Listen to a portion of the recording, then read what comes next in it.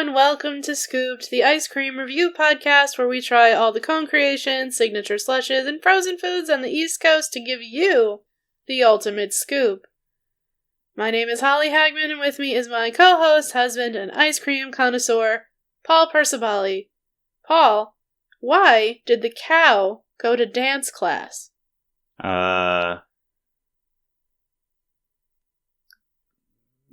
I don't know, Holly. Why? To make a milkshake. God darn it. I feel like I could have gotten that if I just put a little thought into it. Perhaps. Ugh. Well, the reason I bring up this ridiculous pun is because the place we are reviewing today actually specializes in milkshakes and not homemade gourmet Italian ice like we had originally planned. Yes, but from I don't know where, but I'm pretty sure I heard somewhere that milkshakes have ice cream in them. This is true. So it all works out in the end. But it turns out the place we were originally going was closed for the holidays. So, Merry Christmas, Happy Hanukkah, and all of the other holidays to all of you. We're still working, though. At least on the podcast, that is. Right. Not working. And also right now, we're still working for the next week until our schools get off. Yeah. But, some ice cream places decided to close. I mean, it is pretty cold, so you kind of can't blame them. You know what? Just, okay. Alright, fine, whatever. But in our last episode, we reviewed Milkcraft, which we placed at the S tier level. And for this episode, we are now reviewing a chain that sells frozen custard and hand-spun shakes, Shake Shack. Yeah. It's in the name. Mm-hmm. It's so still funny to me. It's still funny to me that we're reviewing Shake Shack, but you're right. It does make sense to also, hit them up, because it is ice cream and dessert adjacent. I mean, it is ice cream. Yes. So, there's that. Alright, well, as always, I will start us off with a little bit of a background about the restaurant. Shake Shack is a modern-day roadside burger stand serving a classic American menu of premium burgers, hot dogs, crinkle-cut fries, shakes. Yes, shakes. Most important part. Mm-hmm. Well, they also got frozen custard.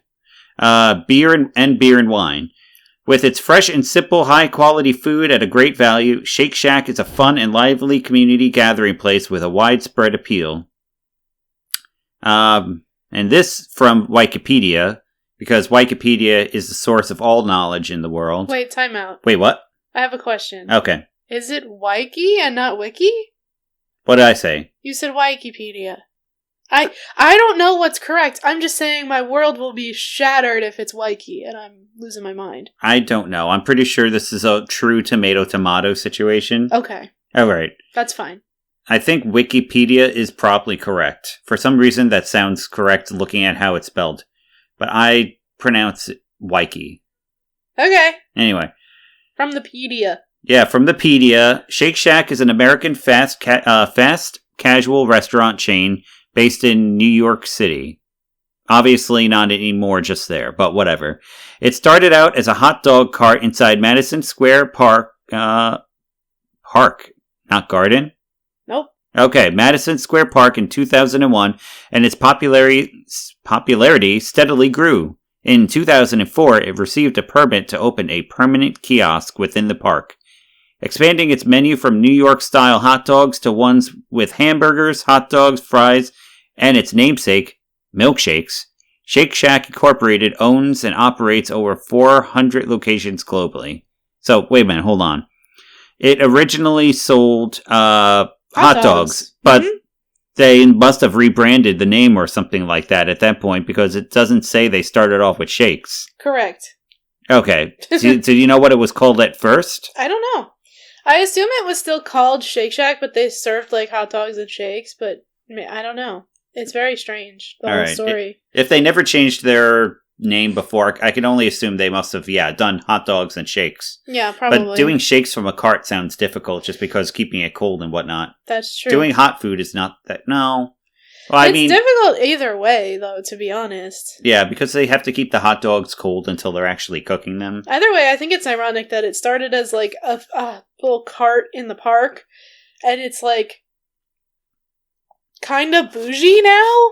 Yeah, seriously. You know what I mean? Like, I know it's a New York thing, so that makes sense for it to be a little bit upscale, but I don't know. And a little pricey. Yeah.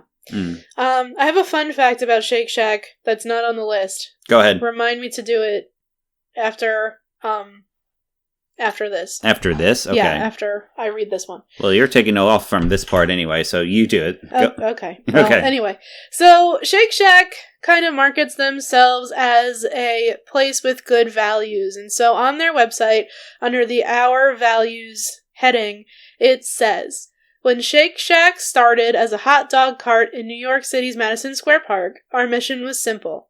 Raise funds for a public art project. Apparently that's what they were opening for. Okay. As we grew into a global business, our mission to stand for something good expanded to include taking care of our team, sourcing premium ingredients from partners with the same dedication to quality, designing our shacks responsibly, supporting our communities through donations, events, and volunteering, and much more. Doing good is in our roots, a part of our DNA since day one. 20 years later, we're still continuing to expand and evolve our mission to stand for something good in everything we do. Oh. So. Yeah. All right. When you first said our values, I thought you were talking about, like, the value... Monetary values. So they're talking about, like... morals. Moral values. Yes. Well, that's kind of nice. Yeah, they have... So, like, I think that's nice, though, that they, like, build their stores with sustainable stuff, and they use, like, locally sourced ingredients. You know what I mean? Like, that is kind nice. of stuff is nice, which probably contributes to why it's expensive. But anyway, fun fact about Shake Shack. I listened to another podcast about food. Right. And you said that they just recently did something about Shake Shack, They right? did. They're one of their most recent episodes, so it's called 100% Eat. They do all kinds of different fast food things, and they reviewed Shake Shack. They did a burger and some of the shakes. We just do shakes because, we're an ice cream podcast. But one of their fun facts that I did not find that they found in their research was that Shake Shack is doing a partnership with Delta Airlines, I want to say. I want to say it was Delta. Okay. Where they're going to be, like, Shake Shack burgers and fries are going to be the first-class meal served on the flights. First-class meals served on the flights, okay. And I think that's kind of funny, because, like, don't get me wrong, I like Shake Shack's food, but if I'm gonna book myself a first-class ticket, I want my meal to be a little bit better than Shake Shack. You know what I'm saying? Yeah, I get what you're saying. Like, if I'm paying for first class on a flight, I don't want them to serve me a greasy burger in a piece of paper. Yeah, I mean, that makes sense. I want something a little more first class. Yeah, but that also means that even with, like, high-end airline foods, they seem to think of Shake Shack being like a high enough quality right? restaurant. Yeah, I mean, apparently. Or at least Shake Shack thinks that they're fancy enough to be in the first class. I mean, they're not bad. Although I haven't had too much of their actual food. Well, we were the fries the one time. Right? Yeah, the fries. We had the truffle fries. They were good. Yeah, they were good. But anywho, we came here not to talk about the food necessarily, but instead to really focus on the shakes. As it is in the name, they are called the Shake Shack. Yeah, they're the namesake. So they better. So yeah, it's really on them to do a good job because that's what it's all about. You know what in our minds. Irony of it is, though, to me, it's called Shake Shack. You would think the shakes would be the star. But it seems to be like the actual food is the star these days. Their logo is a burger. Oh, I never even noticed that. Yeah, it's like a little green hamburger. It's not the shake. That's pretty funny. So, I mean... Yep. That's a burger. I don't understand. I don't know. They could have very easily made that just a little green shake instead of a little green burger. I know. I don't know. Anyway, but we want to talk about the shakes in frozen custard, so Paul, why don't you start us off? Oh, okay. And that was what I was going to actually talk about. Did we have any frozen custards? I believe it's used in the shakes. Oh. I think. Okay, because I didn't see any ice cream when we were there. Like, we went through the menu and I didn't see anything that mentioned a frozen custard. I mean, you can order they only have vanilla or chocolate. It's just very, very basic flavors. Got it. It's not like an expansive... It's probably the ice cream that they put in the shakes. That's what I'm saying. Yeah, okay, that makes sense. Yep. Anyway, as for signature dishes, shakes and frozen custards. Soft premium ice cream made in-house daily, only with the good stuff. What's the... Oh, the good stuff is right there. Real cage sugar and cage-free eggs. Because as we learned in a previous episode, the main difference between ice cream and custard is that custard uses egg yolks in the formula. Right, and it helps it, like, hold together, and it doesn't melt as fast from what we can tell. Because that was the whole, like, one of the big selling points of Rita's ice cream. Yep.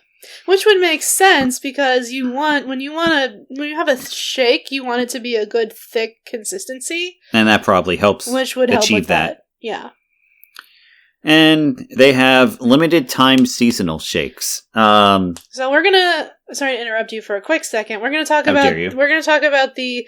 limited time seasonal shakes because we've tried mostly those. They do have classic shakes, which we'll talk about what they are when we get there, but these are we've been here twice. We went once in the summer and once in the winter, and we're going to talk about both of those seasons before we talk about their regular menu. Right. Okay. So, for the summer, they have peaches and cream shakes, which is vanilla frozen custard hand spun with real peaches, topped with whipped cream and orange sprinkles. Did we not get the sprinkles in with ours? I don't remember having sprinkles. No, we did not. I don't remember it either. I've been lied to. Either that or we just got duped.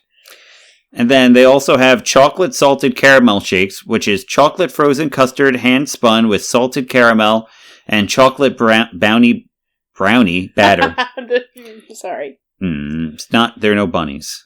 Topped with whipped cream and salted caramel sauce. And lastly, for their summer flavors, they have the strawberry frosted donut shake, which is a donut frozen custard hand spun with rainbow sprinkles and topped with whipped cream. Real strawberry frosting and rainbow sprinkles. They're really pushing the rainbow sprinkles on that one. Yeah, except we didn't see any rainbow sprinkles at all when we went. No, but apparently they also do like a whole thing during June and Pride Month where they like put rainbow sprinkles on all of their ice cream shakes. Well, that's nice. Which I think is cute. But anywho. So that was summer. The winter limited time seasonal shakes are all very holiday themed, right? Yes. So we're going to talk extremely so. We're going to talk about them. They start with the Christmas cookie shake, which is sugar cookie frozen custard topped with whipped cream and holiday sprinkles, which they couldn't get. On the flip side, the winter shakes, they couldn't give us enough sprinkles. Yeah, really. Maybe that's why they saved them for the winter. I don't know.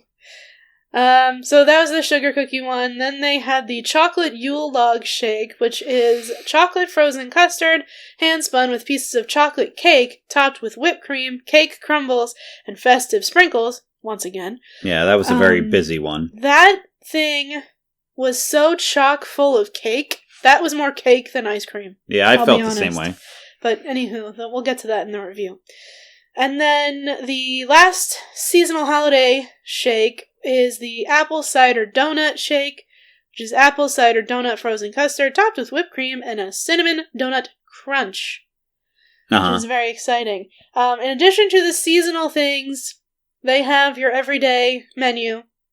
Their classic shakes include your classic vanilla, chocolate, strawberry, cookies and cream, black and white, which I don't understand how that's different than cookies and cream. Oh, I was about to say, I don't know how that's different from vanilla and chocolate. I'll be honest. Well, I think maybe it's vanilla and chocolate mixed together. And cookies and cream is probably vanilla with cookie pieces. Anyway, oh wait, then what the heck is that? Vanilla and chocolate? How is black and white different than vanilla? I'll check the menu later. Okay. They also... Maybe make an Instagram post about that. I will. They also have floats, which you can do a root beer float or a creamsicle float, which I assume is with orange soda and vanilla ice cream, which is very exciting. And then they have regular frozen custard. You could just get a bowl of it. You can get vanilla or chocolate. Yes. So, that's the story there. Yeah, I don't think it was really necessary for us to try the frozen custard by itself. Probably not. Just because we had, the frozen custard in the ice cream itself. I believe so. Yes. I can't imagine that wouldn't be the case. Yeah, it would make no sense for them to have frozen custard and then make shakes out of something else. Right. That doesn't make sense. Yep. But, anywho, nothing in this world makes sense, so... No, it's all a mess. It's all a mess. Well, we don't need to have an existential crisis together here. Too late! On the podcast. But the cool thing about our Shake Shack experience is we pretty much got all the same stuff in this case. Usually we order 2 different things, and sometimes we'll taste the other person's order, but usually it's I got the chocolate thing, and Paul got the vanilla thing, and then we do a little bit of a swap, but we never totally split anything. Yeah, but this time we just got, at least during the winter season, we just got one of each. Yeah. And we just split everything. Yeah. Although, still, we had our preferences. Yeah. Mm. I'm just gonna keep saying yeah until... I mean, I do all the time. And then even in the summer when we went, we pretty much shared the shake that we got, so... Yeah. It all works. Alright, so we want to talk about I know it's in order here, but do you want to talk about the summer one first, because... There's only... That was first? Sure, that makes sense. Yeah, further away. So the summer one we had was the Peaches and Cream Shake, which was, as a reminder, vanilla frozen custard, hand-spun with real peach, topped with whipped cream and orange sprinkles. Oh my god, that's embarrassing. What? I'm so glad you didn't notice. What? There's a typo in my description. Well, most of the time, the human brain kind of looks over typos and just keeps going. I wrote hand-spun. Oh. Instead of hand-spun. That sounds interesting. Oh, that's just ridiculous. Okay, I need a nap. Anyway, yes, the Peaches and Cream Shake. I remember it being pretty good. The couple of the standout things I remember was it was quite creamy, which I'm kind of surprised that it didn't hurt my stomach, especially as we had to take a 3-4 hour car trip. Where were we going? Why don't I remember where we were going? Weren't we going to not Sleepy Hollow, but around that area? Was that when we were going to New York? It's either New York or Connecticut. I don't remember. I'll pull it up later. I can pull it up on my phone, actually. But I remember it being pretty good, as I said, very creamy. It had lots of peaches bits in it. It was very pulpy. It was. There was a lot of pulp involved. It was primarily, I don't know, in my brain, I wanted it to be more peach. You know what I mean? It was vanilla ice cream with peach stuff in it. I wanted it to be peach ice cream. You know what I mean? I wanted it to be like Ryan's. Right. Which it wasn't. But it was still good. It was still enjoyable. Shake. It had a nice peach flavor. Did I misspell it? Let's see. Shake. 10/18. No, that wouldn't have, How were they still there in October? I don't know. I guess they were just slacking. So, apparently it wasn't actually summertime. We just, somehow, they still had the summer shakes on the menu in October when we drove up to my friend's wedding, which we mentioned in a previous episode. Yep, it was 10/18, is when we went. Which was the weekend of the wedding. Right. So wild. Okay. Yeah. So the peaches and cream was pretty good. I think I drank more of it than you, right? You did. Because I also ordered a lemonade just to have as an actual drink as a backup in case we didn't like the shake. I didn't have very much of the lemonade. I had more of the peaches. Yeah. Just because I don't typically like lemonade because I feel like the flavor is just too strong for me. Really? Yeah. I never knew that. I mean, it's like pure lemon. I love lemonade. Mm. I'm a big lemonade person. Yeah, a little bit too much for me. But that's also funny coming from the kid who had, like, just ate straight up lemons. Sour. Yeah. I think I did it mostly just to freak people out when I was a kid. Do you think that you have eaten so much sour stuff that you just, like... Damage my taste buds? Absolutely. Oh, I was gonna say you're just sick of it now. Oh, I mean, that could be true also, Damaged your taste buds. Yeah, I mean, my taste buds, I feel like, were irrevocably destroyed from how many warheads I had when I was a kid. Oh, maybe. I had, like, entire bags, big bags, in, like, one day. I don't know how I'm alive, honestly. Yeah, that sounds just unpleasant. Oh, it wasn't great. I think I just hated myself back then. You tortured yourself? That was like some sort of masochistic thing that I did. Oh my gosh. Anyway, so that was the summer flavor that we had in October, so it was not that summery. But it was good. It was still, peachy, creamy. Those are the adjectives I would use. And any sort of like ice cream adjacent dessert thing that I have that it has the pulp of the actual fruit in it, that gets extra points in my book. Yeah, you're always thrilled when there's fruit in the fruit flavored thing. That should only make sense. Which does make sense. It's just, you don't always get it. It's true. Sometimes it's just extracts. Yep. And then moving on from the summer stuff into the winter stuff that we just had. So there was the Christmas... Yeah, you go from here. Okay. So there was the Christmas cookie shake, which was sugar cookie, ice cream, and sprinkles, essentially. Right. That was the most plain of the ones we had. Absolutely, I would agree with that. I still don't even know what that one flavor, like... It was like... It was some kind of extract, maybe almond... Maybe. I don't know. It was strong, whatever it was. It was a strong flavor. It was very sweet, the Christmas cookie, sugar cookie shake. It is a Christmas cookie. It was almost pure sugar as the aftertaste. Like, it's weird, because it was the closest thing to, like, your basic vanilla shake that we had. But that aftertaste was... different. Yeah. I wouldn't call it enjoyable. No. It wasn't pleasant, but it was weird too because I started at one point going back and forth between the chocolate and that one, and I was using it as like a palate cleanser because the chocolate was so rich and full of cake and I needed something else to cut the richness. So I was kind of hogging the apple one. You were hogging the apple one. Yeah, you were a sucker for a good apple thing. Yeah. I had one like big sip of the vanilla and I was done. Yeah. That one was probably my least favorite one that I've... No. Well, go on. You can, like, describe the next one, and I'll do the apple. Alright, so the Christmas cookie one, again, vanilla with some kind of mystery aftertaste flavor. It was either really strong sugar or possibly, like, an almond extract kind of thing. It tasted like maybe it was vanilla extract to taste like a Christmas cookie. Maybe. Because that's what it reminded me of. It was that very concentrated vanilla flavor. But it was too strong, whatever it was. Yeah, it was aggressive. Either way, that was the first one. The next one was First of the winter. Of the winter, yeah. The next one was the chocolate Yule log shake, which was chocolate ice cream mixed with those, like, chocolate cake crumbles. Yes. The ones you find in between cakes. Pieces, cake layers, you mean? No. Oh, go ahead. It was just like crumbled up pieces of chocolate cake. Oh, okay.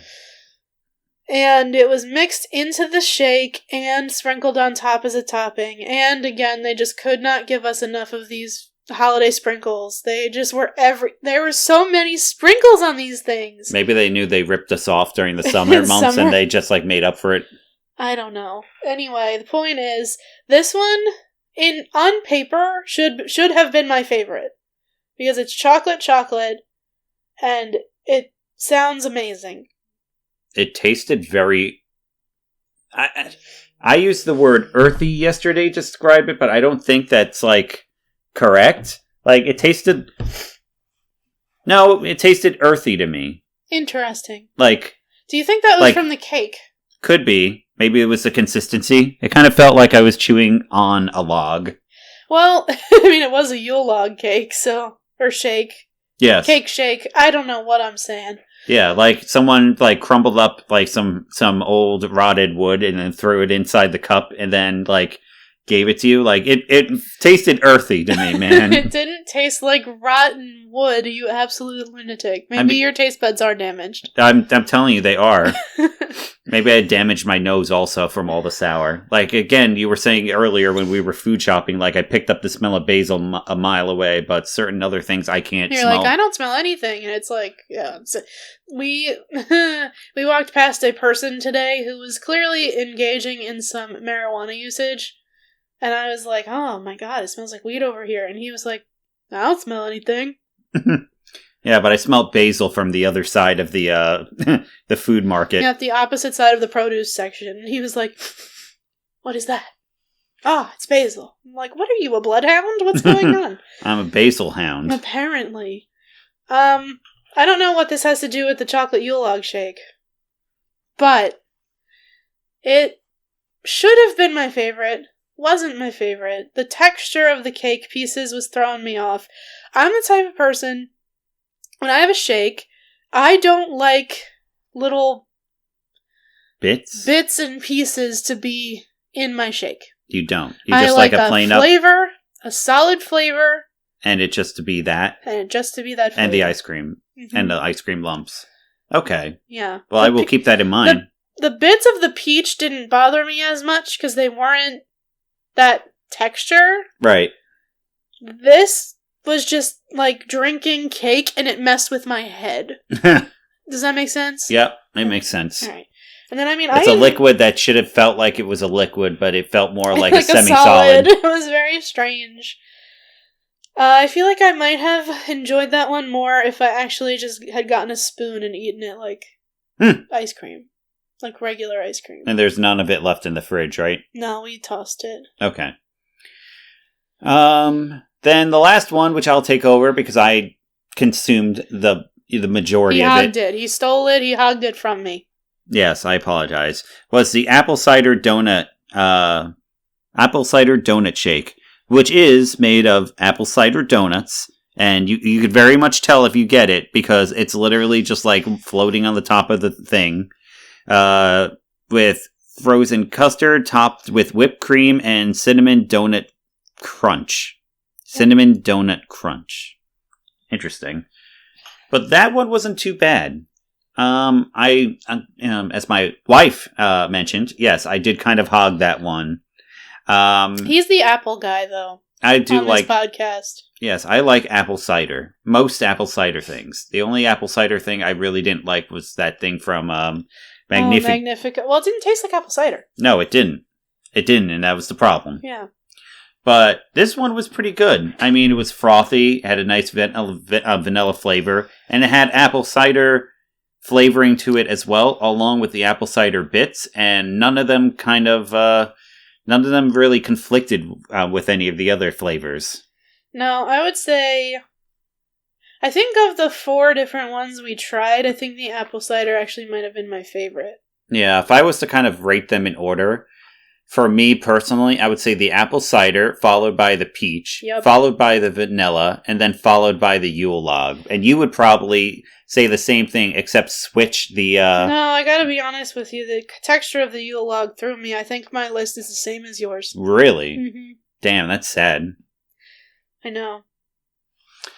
Well, that's a bummer. Yeah. But, yeah, it's not like we're gonna go back there very often anyway. And if we do, we know what to get. Right. But also, I might just get water. I'm gonna get one of the other lemonades or something, because they have a bunch of fun liquid drinks that aren't ice cream related, that are just, like, exciting. Mm-hmm. Like, they have flavored lemonades and iced teas, and they have your soda and stuff as well, if that's what you're into, so. Yeah, but you're not, like, if we go back to Shake Shack and we're just getting food and a shake on the go, you're probably not going to go for the shake again?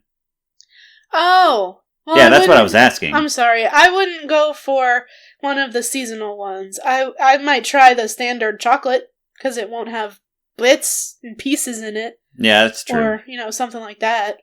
Yeah. Maybe a root beer float. Root beer float sounds good. Right? Except I don't actually consume soda anymore. What would you do? I don't know. Again, I'd probably just get water.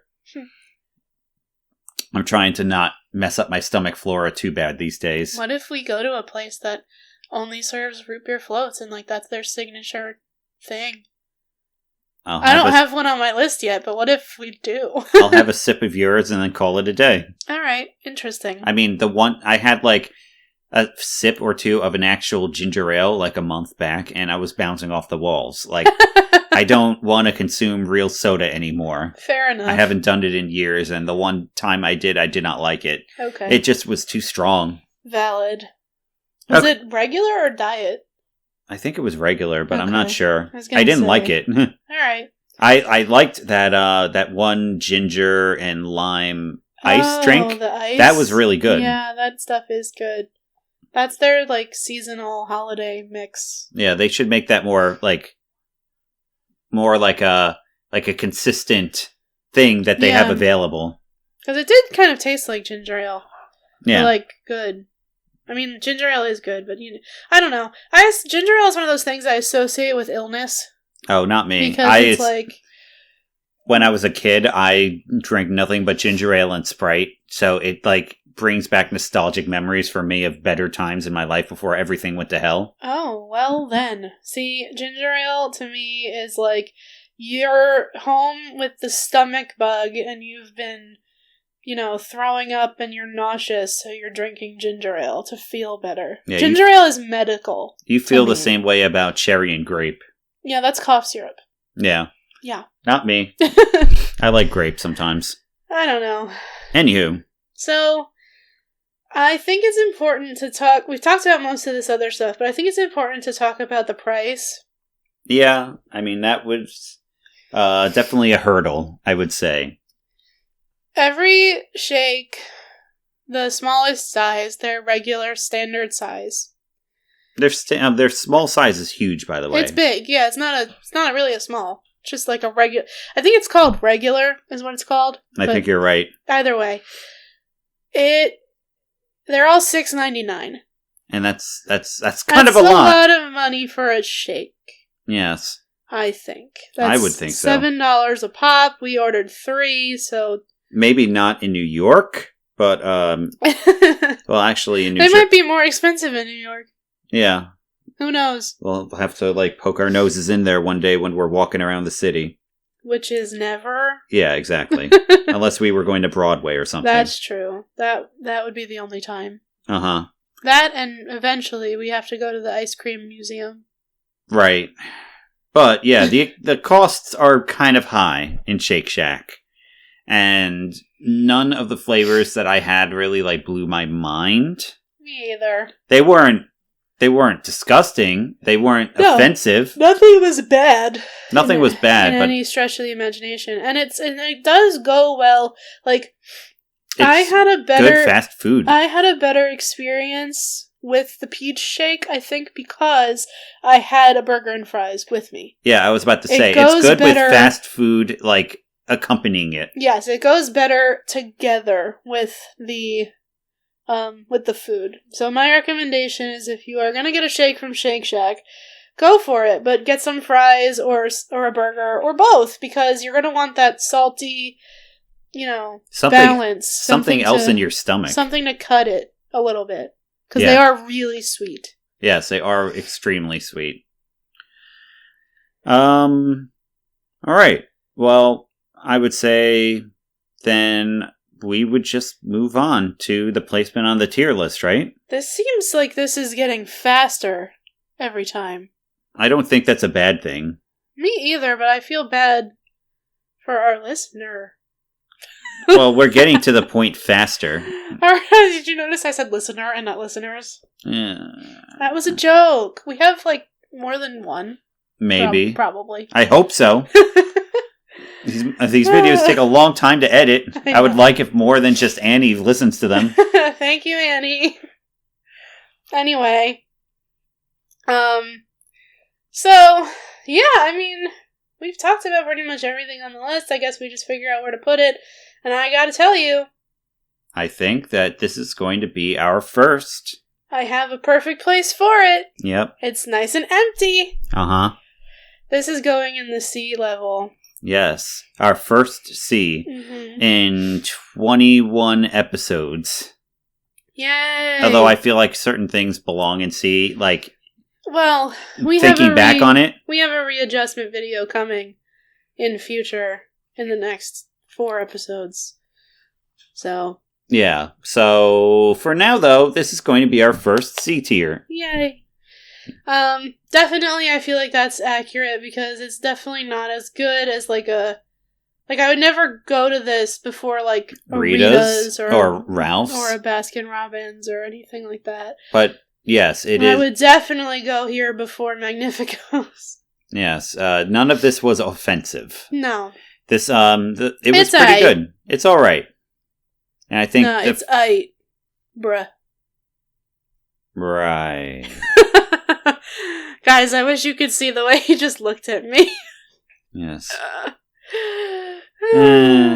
You were channeling some Jamaican energy there for a second. Jamaican energy, okay. And I was channeling some Dr. Evil energy. Interesting. I don't know who we're channeling, but be sure to tune into our channel next week for another episode. Thank you for listening to this one. This was episode 21.